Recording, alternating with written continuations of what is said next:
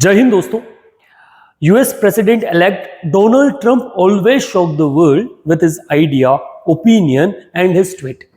Recently Christmas eve पर जब उन्होंने ट्वीट किया तो फिर उन्होंने अपना क्लेम पनामा कैनाल, कनाडा और ग्रीनलैंड पे कर दिया। वर्ल्ड में रिसेंटली एक एक्सपांशनिस्ट पॉलिसी चल रहा है जहां हर कोई देश अपने स्ट्रेटेजिक पोजीशन और जियोपॉलिटिकल लोकेशन के चलते खुद को एक्सपांड करना चाहता है और उसमें यूएस जो है वो सबसे पहले आता है। रेडिकल आइडियोलॉजी से ड्रिवन ट्रंप ने जब ट्वीट किया तो उसने ट्वीट में उन्होंने मेंशन किया एक एक चीज को लेकर और सबसे पहले उन्होंने बोला दैट पनामा कैनाल जो वर्तमान में चाइना जो है वो चाइना के कंट्रोल में, इनडायरेक्ट कंट्रोल में, because Chinese soldiers are operating it, तो चाइना के इनडायरेक्ट कंट्रोल में है, उसको बनाने में यूएस पीपल ने लगभग 38,000 लोगों की मौत हुई। क्योंकि यूएस का अपना एक स्ट्रेटेजिक पोजीशन है, इसलिए यूनाइटेड स्टेट्स चाहता है कि वो उसे क्या करे, फिर से अपने कंट्रोल में ले ले।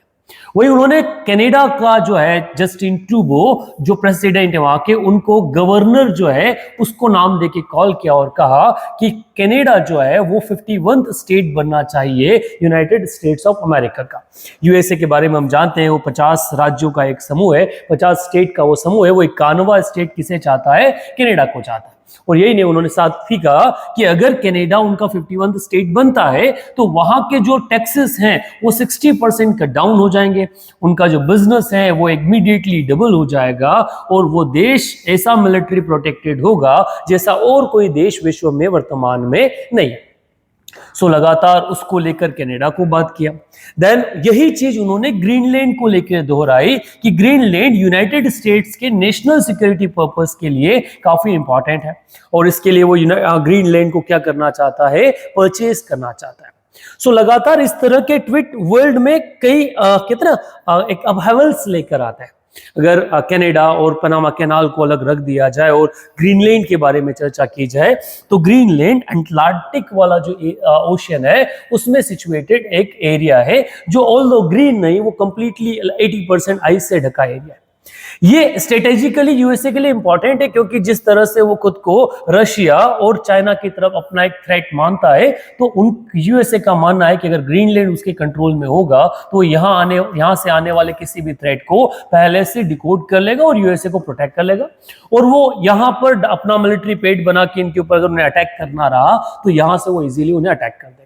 Along with that particular strategic interest, यहां पर कुछ इंटरेस्ट जो है वो मिनरल रिच या इकोनॉमिक भी है, जहां ग्रीनलैंड जो है वो काफी मिनरली रिच एरिया है। ग्रीनलैंड में कई सारे मेटल, जिसमें प्रीशियस मेटल्स हो गए, आपके आयरन ओर हो गया, इसके अलावा वहां पर कोल, इसके gold, silver, copper, lead, zinc, graphite, ये सब भी अवेलेबल है। साथ ही साथ ये वो रीजन है जहां पर electric vehicle, electric batteries, mobile बनाने के लिए जो प्रीशियस या फिर एक रेयर मटेरियल होते हैं उसकी भी बहुलता यहां पे अवेलेबल है। ग्रीनलैंड की वर्तमान स्थिति अगर देखी जाए सो ग्रीनलैंड अभी डेनमार्क के कंट्रोल में है। ये बेसिकली ऑटोनोमस स्टेट है, यहाँ खुद का अपना एक प्रेसिडेंट है, बट ये इनडायरेक्ट कंट्रोल यहाँ पर जो सुप्रीमेसी है वो डेनमार्क की है। ग्रीनलैंड के पीपल लगातार अपनी ऑटोनॉमी या आजादी के लिए बात करते रहते हैं। उनका कहना, उनका एक मार्च चलता है कि वो एक इंडिपेंडेंट नेशन बनना चाहते हैं। रिसेंटली वहां के जो प्राइम मिनिस्टर है उन्होंने भी ट्वीट करके ये कहा that Greenland is an autonomous and independent state. वो अपनी फ्रीडम की जो लड़ाई उसको जारी रखेगा and Greenland is not for sale. Generally पूछा जा सकता है कि क्या कोई देश अपना हिस्सा बेच सकता है या कोई देश बेचा जा सकता है, तो वो डिपेंड करता है उसकी जियोपॉलिटिकल सिचुएशन पे कि उसको बेचा जा सकता है या नहीं। बट जब बात, क्योंकि इससे पहले अलास्का वाला जो रीजन है उसको बेचा गया रशिया ने, वो रीजन किसे दे दिया? वो पर्टिकुलर एक अमाउंट पर गोल्ड, जिसमें गोल्ड का ट्रांजिशन किया गया, यूएसए को सौंप दिया। वैसा ही एक डिमांड ग्रीनलैंड को लेके। ग्रीनलैंड को ये जो डिमांड उठी यूएसए की या डोनाल्ड ट्रंप की, ये नई नहीं है। इससे पहले भी कई प्रेसिडेंट, जैसे शुरुआत में अगर बात की जाए तो वर्ल्ड वॉर के बाद में ही, सेकेंड वर्ल्ड वॉर जब खत्म हुआ तब भी यूएसए ने ग्रीनलैंड को लेने की डिमांड उठाई। उसके बाद यूएस के कुछ सेक्रेटरीज जो होम डिपार्टमेंट है उसने ये बात कही। 2019 में भी ग्रीनलैंड को लेकर ऐसा ही एक ट्वीट जो है वो डोनाल्ड ट्रंप ने किया। इसका जब डेनमार्क ने रेजिस्टेंस किया तो उस समय आने वाले टाइम पे डेनमार्क में जो डोनाल्ड ट्रंप की विजिट होने वाली थी, डोनाल्ड ट्रंप ने वो कैंसिल कर दी। पॉइंट है आने वाले टाइम पे वो ग्रीनलैंड को परचेस कर पाएगा, पनेला को कवर कर पाएगा या कनाडा को 51th स्टेट बना पाएगा या नहीं, ये तो देखना पड़ेगा। बट इस तरह के ट्वीट वर्ल्ड में डोनाल्ड ट्रंप की एक्सपांशनिस्ट जो आइडियोलॉजी है उसको लेकर आते हैं।